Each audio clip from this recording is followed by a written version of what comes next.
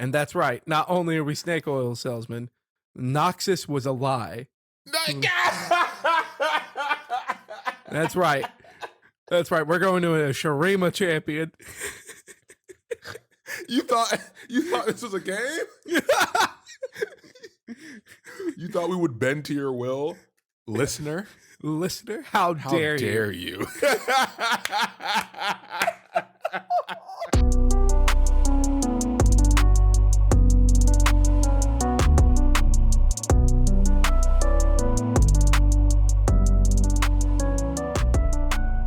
Welcome to Casuals of Runeterra, episode 43. I'm your host, Ryan, here with your other host, Hetch. I'm not Ryan, I am Hetch. Oh, you were introducing yourself. Oh, my bad. That's right, you're here too. We're back. What's up? Every episode is a blessing, remember that. Every episode. Housekeeping up top. You can listen to us everywhere as usual. Follow us on Twitter. It's the easiest way to keep up to date on episodes is at podcastcor. That's podcastcor. And you can send an email to us at podcastcor@gmail.com if you want to, toss us some questions or suggestions or just pat us on the back. We like that too. So leave a like, follow, and a short review, comment. Any of that helps. Yeah. Here in America, we say and or, not or and. It's like reading left to right. And as always, tell a friend to leap through time by listening to the Casuals of Runeterra podcast. That's right. We're snake oil salesmen. That's by right. listening to our podcast, you too can be Zillian. And that's right. Not only are we snake oil salesmen, Noxus was a lie. That's right. That's right. We're going to a Shurima champion. You thought this was a game? You thought we would bend to your will, listener? Listener, how dare you?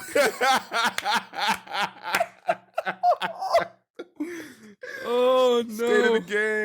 State of the game. So, what am I playing? I'm playing the same deck. We're at this point where we're having spoilers come out around this time frame. We'll talk about those in different episode. This is one of them. We got the reveal here, so we're gonna hop into or out of Noxus. Unfortunately, we'll get back there maybe. But the thing is, I need to grind. This is the time when you grind before the badges go out for everyone. So I'm trying to get the diamond real quick. I'm real close, and this is the most I've played in a season for a while, and it feels good because I love the damn game. It's just that there's billions of games out there. Time permits only so much, so I'm still playing the Silver Zed deck. Life happens. Yeah, I'm still playing the Silver Zed deck, and I still like it, and I'm really good at it. And it's diverse enough where it's a good deck to climb the ladder with. So, yeah, I know the last time we talked about your deck, you were feeling more and more comfortable every time you played with it. So it's cool that you've gotten that feeling of just constantly playing the same thing over and over again. Which of course leads into, yes, I'm back to the Sun Disc. I will trap everyone in Metal Gear Solid cutscenes, win or lose. We're gonna be there for a long time. We're gonna be here for a while. Yep. Get your popcorn. I know I have mine. Yeah. So going back to class, that's kind of how it works when it gets to end the season. And when the new cards hit, then we'll get all the spiciness that Hetch usually brings. For better or worse.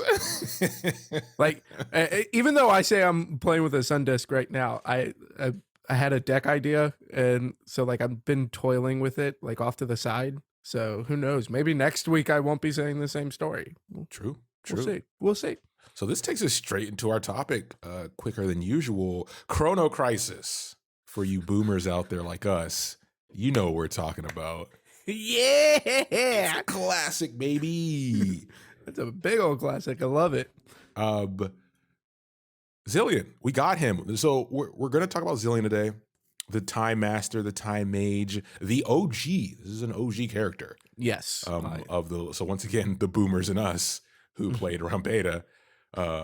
This guy was very annoying for many reasons. And as more things like items came out in League of Legends that helped to prevent death, when Shen got released. Like there were these layers on top of layers that was like, okay, you know, Zillian got nerfed here and there, but then it's like we will never be able to kill him. And he's a support, which means he protects other people too. So if you can't kill the person that's protecting other people, you can't kill them either. It's you see the problem here. It was awful. Like there was a time people don't know this anymore that there Zillian, was a time. That and Zillian, we live in a society. We live in a society. Zillian used to, like, the placing of the bombs, they had to change placing the bombs. What people don't know is that Zillian's bomb, when placed, deals 1 point of true damage. And they had to change that so that Zillian could actually be aggroed by towers. Because it used to be that Zillian could just tower dive people because you just drop bombs on them, but you're not attacking them. You're not dealing damage. You're just cool guys not looking at explosions. So you're gone by the time they die. So they had to fix that. That is how long Zillian's been in this game. Like, it's like, oh no, tower aggroes you. Yeah, that's been there forever is what you thought. No, they had to change that. And if another one, if you are just super young and you don't know what I'm talking about, instead of thinking about these crazy numbers, just search "you can't Killian the Zillian" and just enjoy some boomer entertainment. I think that one it's like 7 years old, isn't it? It's old. It's really old. Oh my goodness! I don't even want to think about it. It's like 7 or 8. Yeah. So yeah, we'll go straight into it. We're going to start with our spell here. And the spell kind of lends itself exactly to what we're talking about. We're talking about Chrono Shift. So Chrono Shift is coming to our world. And oh boy, for better or worse, I don't know. So Chrono Shift was one of the revealed cards. And some of these cards, like we're going to have some cards that aren't directly related to Zillian, but because the reveals are currently going on, not everything is out yet. So we're going off of what we know for the time being. But Chrono Shift is a card that you will also get as if you have multiple Zillians, like one in hand and one in play.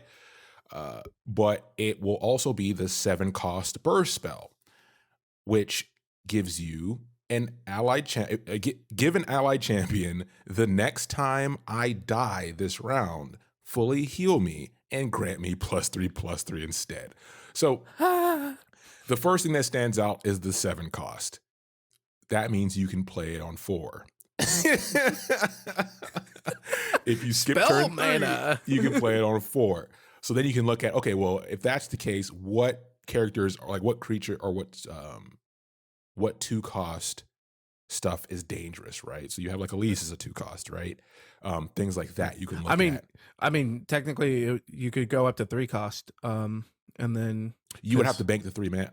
Oh, yeah, you bank on turn 1, bank on turn 2, and then turn 3. True. You have 3 mana and 3 spell mana. Yeah. I play a lot of Lux. I know I know I could play Remembrance on turn 3. Oh no, so 2 and 3-cost champions, which there's a lot of dangerous ones. Yeah, I mean, you've been playing a lot of Zed. Yeah. And then like if you flip Zed with Chrono Shift on him too, then the ephemeral guys stay because then they can't die. Yeah. Oh my gosh. Well, it'll be interesting to see if people actually play this and actually try to push this, because the thing about the timing of playing it early, which means you have to play more copies of it. So are you going to be focused on trying to play it early or have it as a win more at the end? So you play it as a one of in a deck that goes bigger, right? Yeah, it's I do like the flavor as far as putting another card in there that really does translate Zillian's ultimate from League of Legends. Because once we get to like his card, like his ultimate, it's not really on his card. So I do like that flavor, but I think like if anything, that +3/+3 is gonna be like that's gonna get first nerfed. thing they nerf. That's gonna be the first thing they nerf, because I'm like we have from Demacia, like the of course I blank on card names the moment that we start recording. Cool, we're casuals. Yeah. So, but you know, we like Demacia had an 8-drop that was 8 mana, burst speed, keep something from dying. Like I can no longer take damage or die. And they nerfed that all the way to just flash, like from the flash speed or burst speed, nerfed it to fast. Like they just nerfed the speed of it, which is a huge nerf. So the fact that this is burst speed and it gives +3/+3, like that, there's no way that's gonna stick. I feel like even if this card doesn't see a competitive play, it's gonna get nerfed because people are gonna complain. Yeah. The one saving grace here, if I want to grasp at straws, is that there's no resummon. It's actually preventing it from dying. So that helps with a lot of things that trigger based on something being summoned. So maybe that helps a little bit. But yeah, this is going to be an interesting one to see how this plays out. We obviously get a quote here too on the card, which is good, which is, "We cannot stop the inevitable, but we can postpone it." That's a cool little play on time there. And that quote just doesn't even match Zillian like as his character, but man, that matches Zillian players. Like I know Zillian players feel that way. Yeah. That's funny. So this takes us to our follower here, our unit. And this was not directly related to Zillian, but it is one of the ones that was revealed with him in the Shurima region. We got the Soothsayer. And the reason we're focusing on this one is because this is dangerous. Hype train. So Chrono Shift is one thing, but that's more of a, it's more of a, hey, something could go wrong. Whereas this is like, hey, something's going to go wrong. Like this is not a guess. This prophecy foretold will come true. I don't even need to put my Oracle hat on to tell you that this is going to be a problem. Yeah. So it's a 2-cost 1/4 with, when I'm summoned, grant ally champion and landmarks spell shield. Now, there has to be some clarification on this card. It doesn't say they have to be in play. Yeah. It doesn't. It doesn't say they have to be in play. I'm assuming that they have to be in play. Like we're hoping they have to be in play. Yeah, like everyone is assuming that they have to be in play because assuming that they have to be in play, this card is still going to be a problem. Yeah, because that's assuming that they have to be in play. So if we're wrong and the card doesn't have to be in play to be granted spell shield, I'm taking a break. Yeah, luckily until it gets fixed. It doesn't have the everywhere keyword, which is something they've emphasized a lot in recent patches. So maybe that's our legitimate claim there. But this has a high chance of being busted. The one thing that, once again, grasping at straws to make it reasonable, is that it has to be a champion or a landmark. So it doesn't do followers, right? Which is the majority of most people's decks. It doesn't affect spells that create things, right? It has to be those two things. And with the case of the landmarks, landmarks have timers usually associated with them, with the countdown focus of the mechanics in Shurima, right? So at some point, even if something has spell shield, it will die on its own.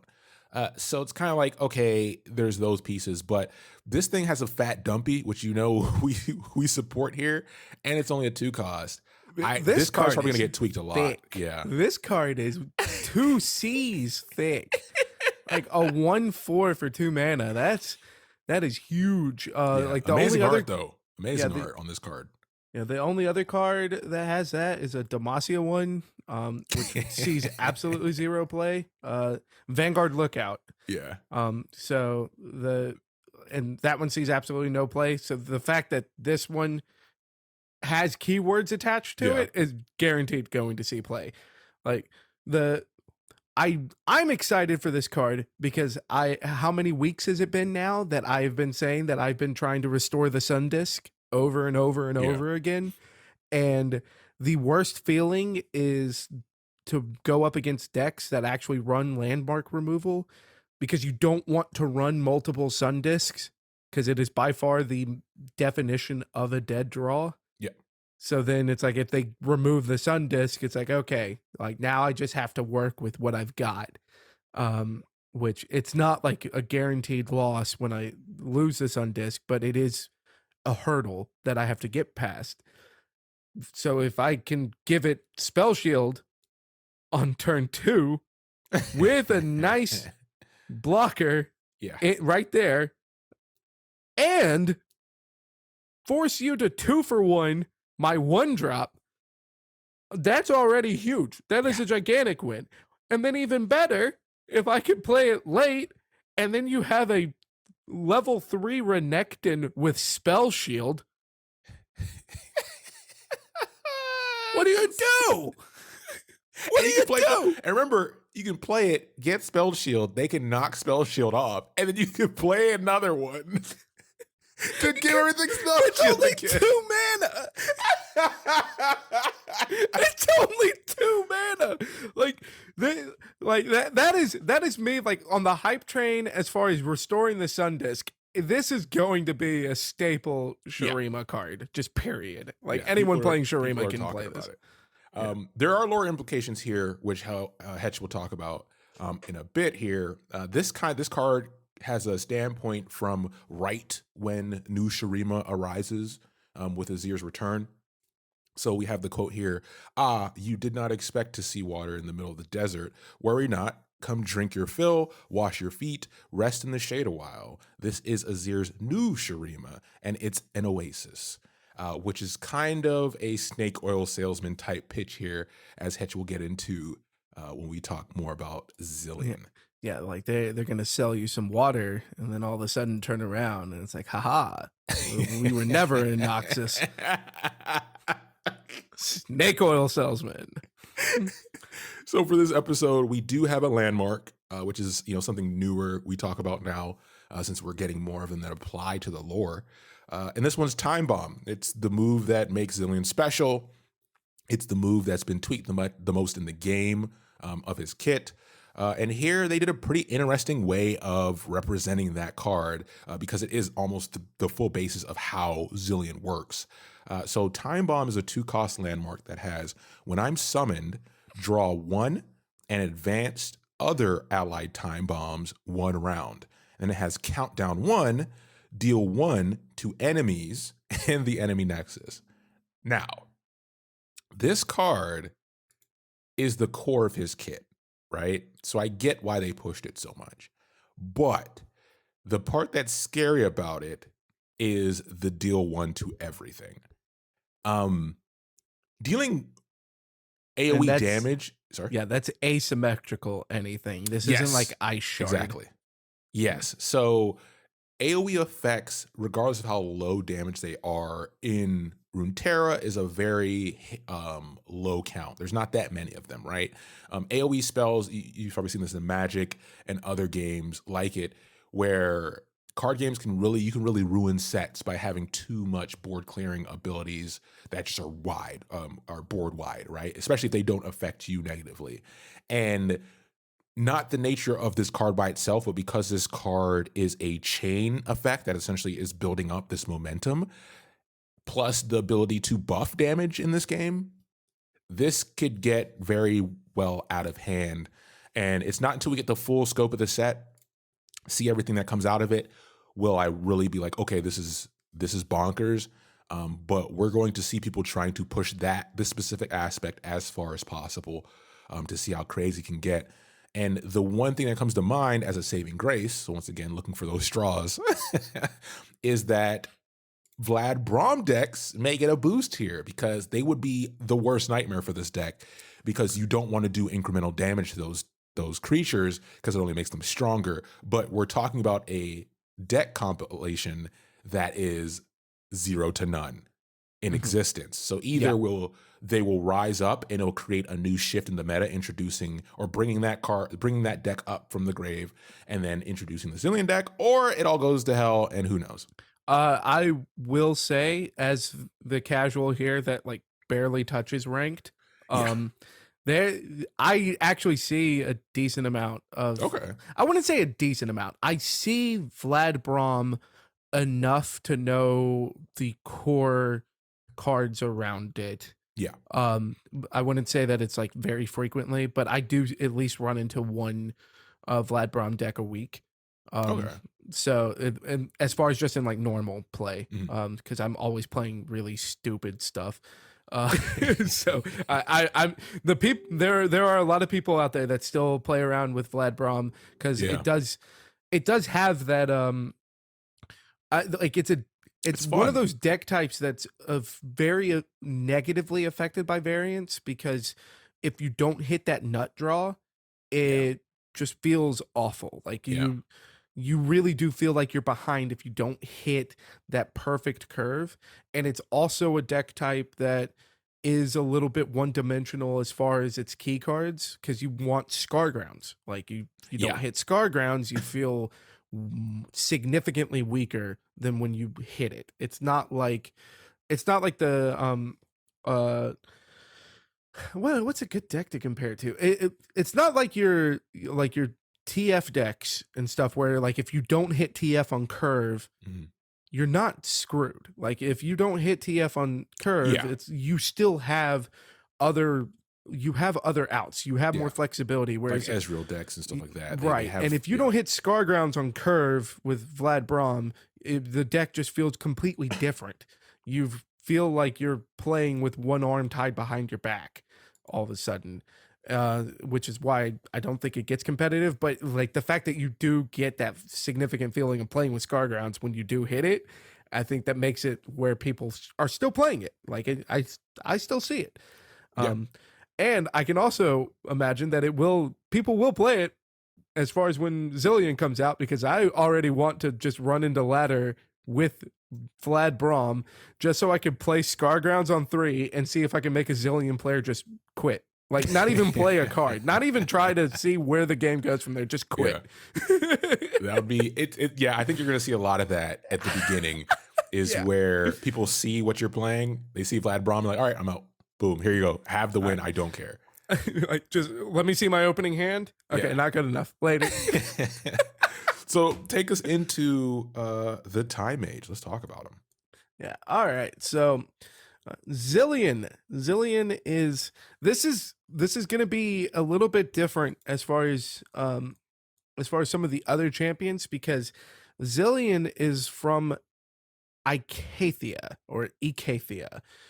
So he is not from Shurima as far as we'll go with Icathia. Yeah. He's not from like strictly from Shurima as far as a lot of the other Shuriman champions. So Icathia, what Icathia is a province of the Shuriman Empire. If you go back, listen to a lot of like the Shurima episodes, specifically Gnosis, Renekton, and Azir, the Ascended. You know, the Shurima's been around a very long time, then was gone for a very long time, and then is recently back. Like, it's recently been reborn. So Icathia was a province of Shurima very long ago, and that is where Zillian hails from. And as far as with this region, since it was a conquered province of Shurima that was given the liberty of governing itself, or like loosely given these liberties, they were governed by a council of respected elders. For the most part, it's mostly mages. And it is on this council that we find Zillian. Zillian being a very young man, but a very respected elemental mage. And that finds him in this seat of power as far as on the council. And the element that Zillian specialized in was time. Right? So this is Zillian is a very smart guy, because from a young age he gets into a seat of political power, and he gets there by his mastery of an element. It was in the magic schools. And it's not only an element as far as just the magical principles, but it's an element that is prized by the Empire of Shurima. Shurimans have a very heavy interest in learning more about time and how to control time, and which makes sense when we look at the Ascended and the fact that they ascend into these supernatural beings, and they kind of surpass time. So it's all coming together. The pieces are fitting. All right, so now with Zillian being in this seat, on the Icathian Council.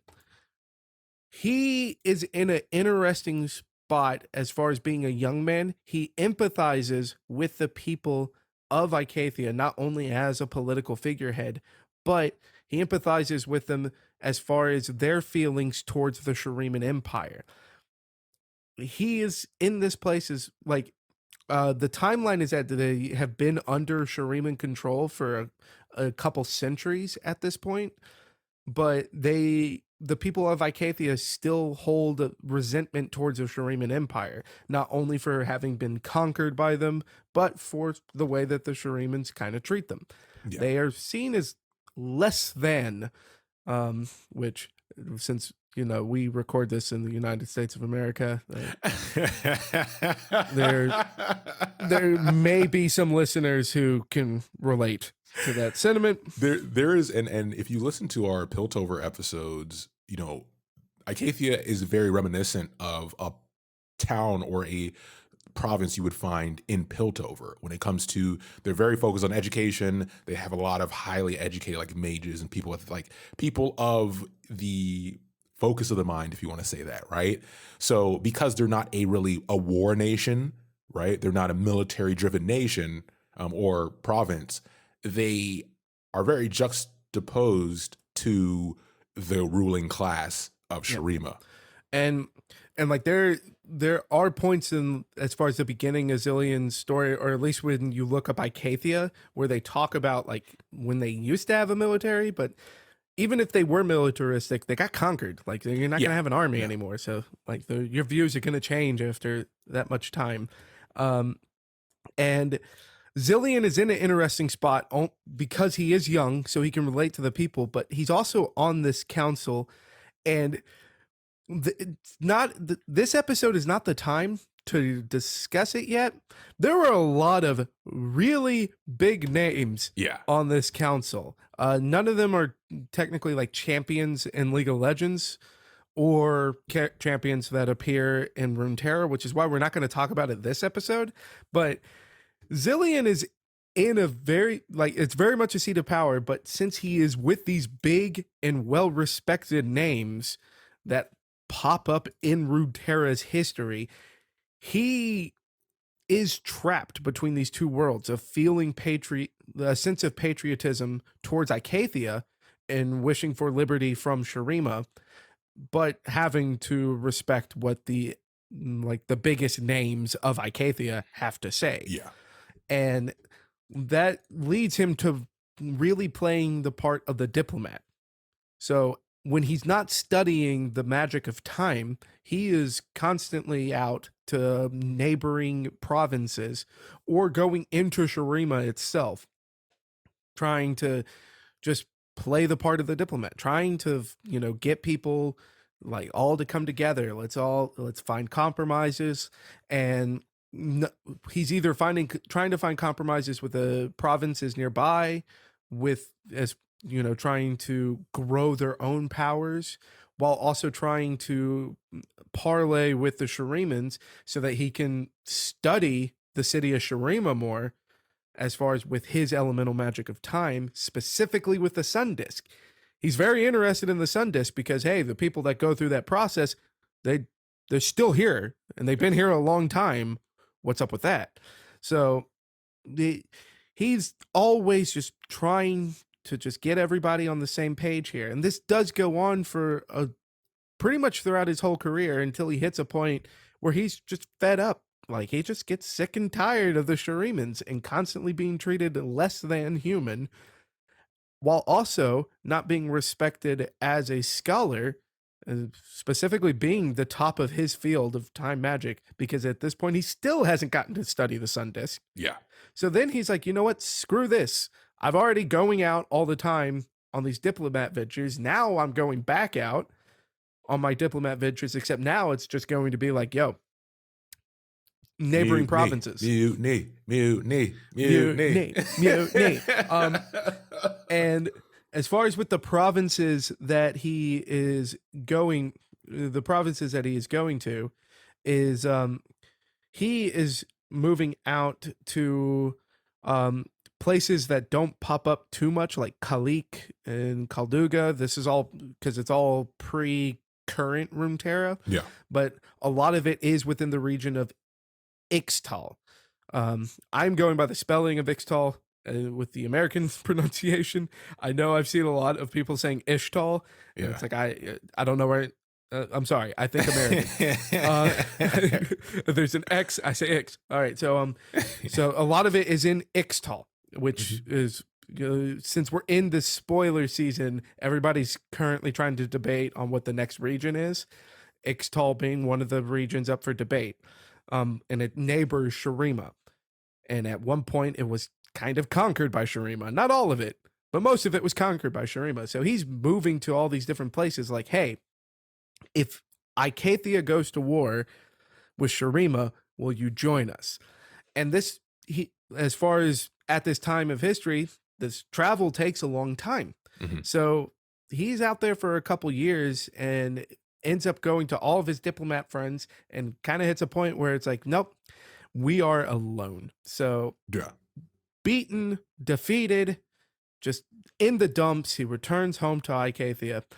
And there is a major development that has happened while he's been gone. We've all drank the Kool-Aid, Zillian. Join us. Now, I would like all of our listeners right now to join me in a chant of Cthulhu Fathagan.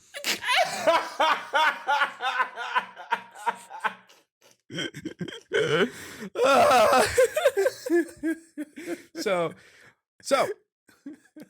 upon his return home, the council has crowned a mage king. And as far as this mage king, imagine a throne with just a crown sitting in it. And it's like, we have crowned a new mage king. And Zillian looks at them like, empty chair, what's up with this? And all of the biggest names of Runeterra at this point of history, big enough names that I've already teased, we're going to talk about them at some point. The biggest names of Runeterra all look at him and they say, do you have a moment to talk about our saviors, the Void? Right? And now, I know a lot of listeners, like, if this is the only way that you've been kind of consuming the lore of Runeterra, then thank you. Thank you. We love you so much. But you're already now kind of going, yo, but Hetch, the Lysandra episode, you talked about how the Void was coming there. Remember, the Void is an alternate plane. It is a different land of existence, all right? And Zillian's story kind of helps make a little more sense of it, especially once we get to what happens now that the Void is being crowned the Mage King of Icathia. So the Mage Council has decided to crown the Void as the King of Icathia because with the Void's power, they will be able to stand up to Shurima alone. So they were already anticipating that Zillian would come up empty-handed. And this is also a turn of events for Zillian because it's like, wait, I thought I was alone in trying to be the Patriot on this council. I thought the council was just kind of kissing the boots of Shurimans. So a lot of emotions are happening for Zillian because all of a sudden, like, hey, I wasn't alone. But wait, now I'm actually alone because all these guys are looking at me with dead eyes saying, the Void. One of us. So Zillian, it's like, you know what, dude, I'm not about this. I'm out. When I think about the look in their eyes, I go back to, for any anime watchers out here, for Attack on Titan. When you look at the animation, and I know Hetch is already, but in this respect, the way they animate the characters and draw the characters as the depravity and things get more and more, I'm going to say worse, right? You can see it in their eyes. We're like, well, they don't, I can't talk to this man and look in his eyes and think I'm having a discussion that's worth having because he looks like he's gone. He's soulless. And I think they represent that very well. So when I read this, I immediately thought of that look in their eyes, but they're powerful mages. I won't get into my opinions of Attack on Titan. Oh here. my God. That's a different show. That's a different show. I imagine the look of customer service employees at the end of a Black Friday shift. All right, and Ryan, I know that you know that look. I know that you've given that look. We both have that look because we both have that look. All right, it's that look. We've been there. Do you want to talk about the void? All right, so stare into it and it stares back. It stares right back, and I don't even bat an eye. So Zillian's not about this void business, and Zillian decides it's time to pack up and leave Icathia. In the process of getting out of Icathia, the Mage Council, they successfully summon their new Mage King. And that spells doom, all right? The void is only out there to consume. The void, it just takes. That's all it does. It is just a mindless sense of consumption. And once the void is let in, it's go time. So it's like all of Galactus, a sudden, Zillian only consumes. Yeah, Zillian is trying to just, like figure out his next career step, just move on with his life. And the capital city of Icathia just begins to be demolished, just absolutely wrecked. Ruination 3.0. Yeah, Ruination 3.0. We told you we would get there. The tentacling, all right? We've already gotten to see some teaser arts with this whole Shurima launch, the clockling that comes off of the predict landmark. There's tentacles in it. Ha ha. So you've already can imagine what this is looking like. This doom and gloom is happening just really, really, really fast. So Zillian, just in a panic state, he's trying to save as many of these innocent citizens as he can. So he opens up his home, which is perfect wizard trope, a tower. All right. He opens up his home and he's like, everybody get in here. Come on in. So everybody's running away from the Ruination 3.0, running to Zillian's tower, and Zillian does his best to hold off the advance of the void. And he dips into his power, dips in as hard as he can, and he does something he has never done before. And he does something that he does not even understand how he does. He removes the entirety of his tower from time. Removes it from time. And this is it's already this is where we start getting into the fun, why time travel movies are so fun is because we can't, humans can't wrap their mind around how time would work if it didn't work. And that's the whole idea. It's we think of it in the sense of because we know how time works, or at least how we perceive it. Yeah. So how does it work if we're out of that perception? We still have to perceive it in some way. All right. And this is where Zillian's story gets fun, because all of a sudden his tower no longer exists in time. Yeah. So this is one of those catalyst moments that you find in a lot of time travel media, where there's some desperation moment that ends up with, oh no, it's oh cool, I've created the situation that saved us from this tragic, inevitability, but now how do we get out of the situation that I've created to get us out of the situation? Because I understand nothing of what's happening. Yeah. And in Zillian's story, it's spelled out exactly like that. He pulls this off. He collapses under the exhaust. We've all seen it in the movies and stuff. Just I'm spent.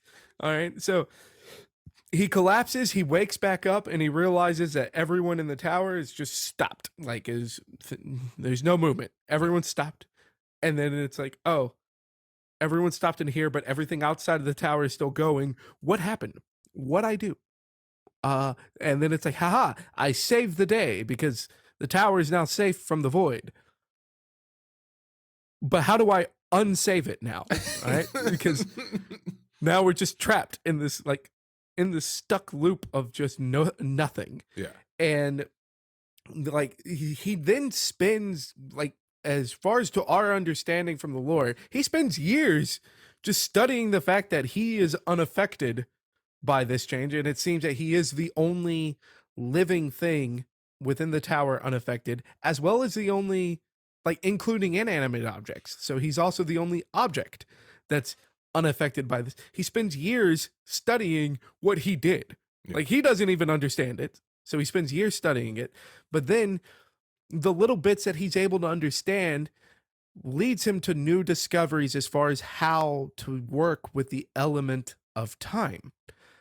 So then he learns how to witness other points of time. And he learns how to witness other points of time. If we think, since humans only think on a linear scale, he can go to any point of that line.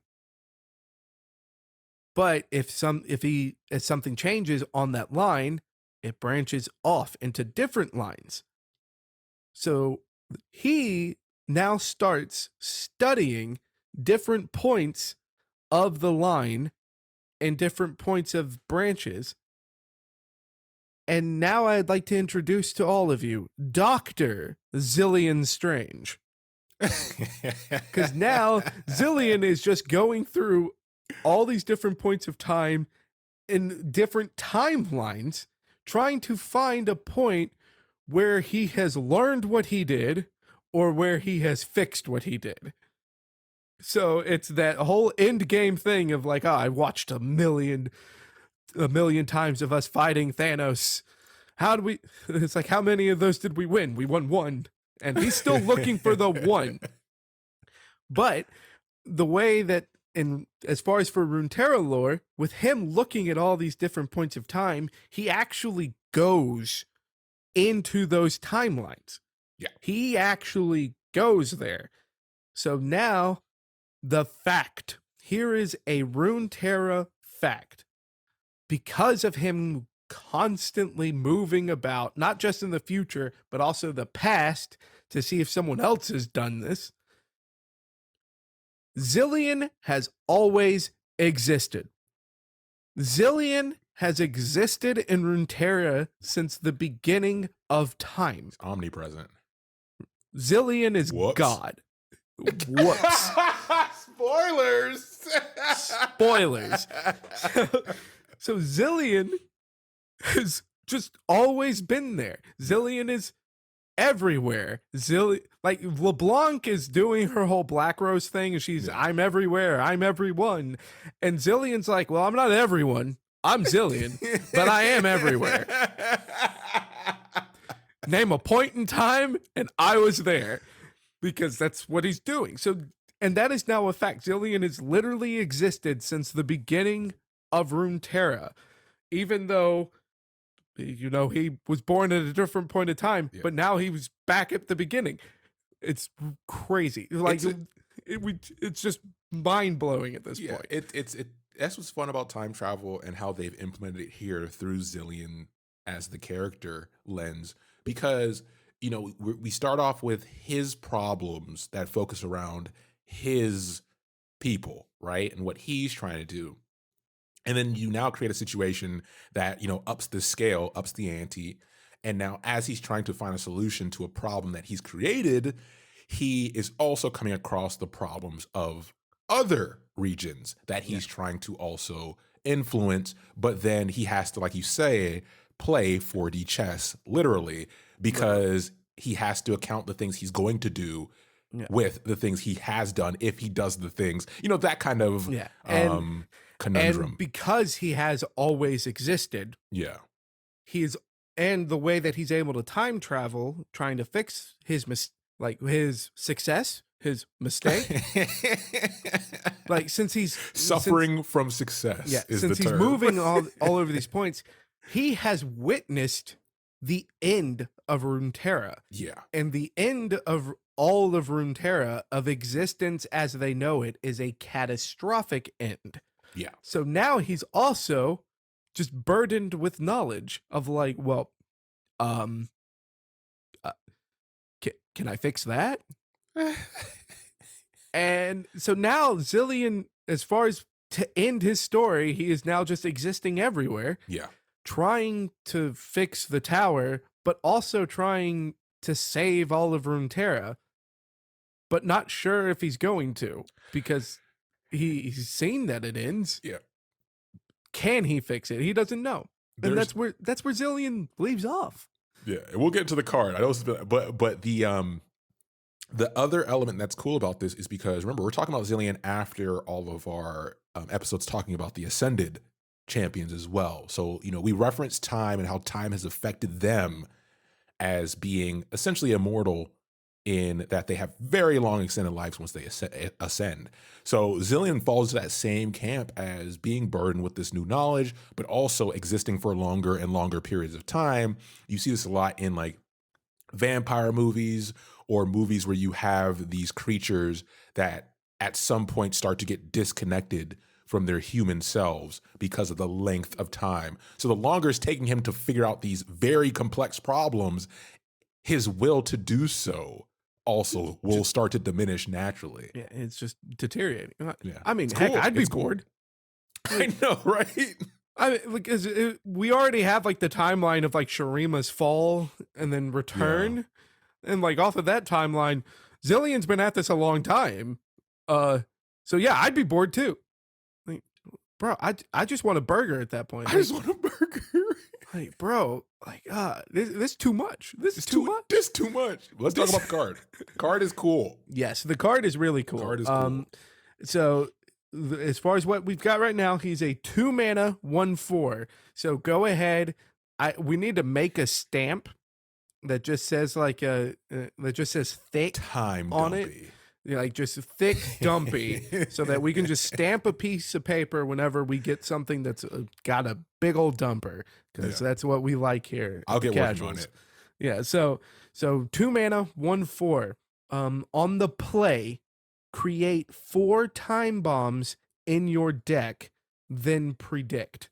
The time bombs being the landmark that we talked about earlier. So you create 4 and put them in your deck. So that is on the play, which already the fact that it's a 2 mana 1/4 with predict, that's nice. All right, so we can forego the whole like time bomb thing. That's already just a good deal. I'm happy with that deal. But the fact that he has time bombs means we're gonna get fancy. So his level up is I have seen you destroy 2 allied time bombs, which is a landmark with a countdown of 1. And then when the countdown's completed, that counts as destroying a landmark. So all you got to do is play 2 time bombs. All right. So then he flips, and the flip is a 2/5. At round start, create a fleeting copy of each non-fleeting card I saw you play last round. And then he still has on the play predict and shuffle the time bombs. Holy value. Some like I don't know if anyone like if our listeners or maybe even you, Ryan, like anyone familiar with Hearthstone scene. There's a card player in Hearthstone named Trump, and he is coined himself as the mayor of Value Town. Yeah. And like I just want to show him that card and explain to him that card. Yeah. And like that this would be the way to get Trump to play Runeterra, because the value. Holy cow. Like he's a 2 mana card, and the time bombs are 2 mana cards. A fleeting copy of everything you played last turn. Like if you got into some weird shenanigans of playing like a Zillian and some time bombs, then the next turn you get a fleeting copy of Zillian and a fleeting copy of the time bombs you played, which means more time bombs to play time bombs to get more time bombs and time bombs. Hashtag time bomb. Time bombs. Time bombs. Time bombs. But yeah, it's a cool card, and the other benefit here, or not benefit, but the other, we get a chunk of text here. We get enough text here, which they should have just added it to like the biography at that point. You want to read through those? Kind of give them the spiel. Oh my goodness! Like, we got time? I know. Do we have to listen? This episode may be long, but what is time? What is anyways? time? Oh, I think mine bugged because I don't even see that. Can you Okay. read it for Yeah, me? Because I got you. technical difficulties. Yeah, on the front side, we have over many years, Zillian established a network of promising young mages from different times, all of whom were capable of seeing out his life's work should the unthinkable happen. Although a kind and encouraging mentor, deep sorrow creased his brow when he sought the solitude, and there was a wariness in his eyes. We talked about that, that only someone who has lived multiple lifetimes could hope to comprehend. So once he flips, the text we get with that is countless possibilities stretched before and behind him. He saw them all at once, a dizzying array that only he could decipher. With a single gesture, Zillian could unfold entire timelines, but none had yet shown him how to save Icathia. Yeah. So we prefaced with this, and this is kind of where we're left. Like, this card kind of puts us at the end, not the end point, but the most recent point of Zillian's life, where he's losing his immediate focus because his new focus is everything. So he's having influences, but the drive, as we get here in the text, is just not, you can't see it in his eyes anymore on why he's doing what he's doing. So now he's just preparing for the inevitable, which is what she mentioned. And it's great as far as spelling out like how he is being affected with living all these different lifetimes, because then it goes back to the fall of Icathia, because now Zillian has the look of a customer service employee at the end of a Black Friday shift. Of just like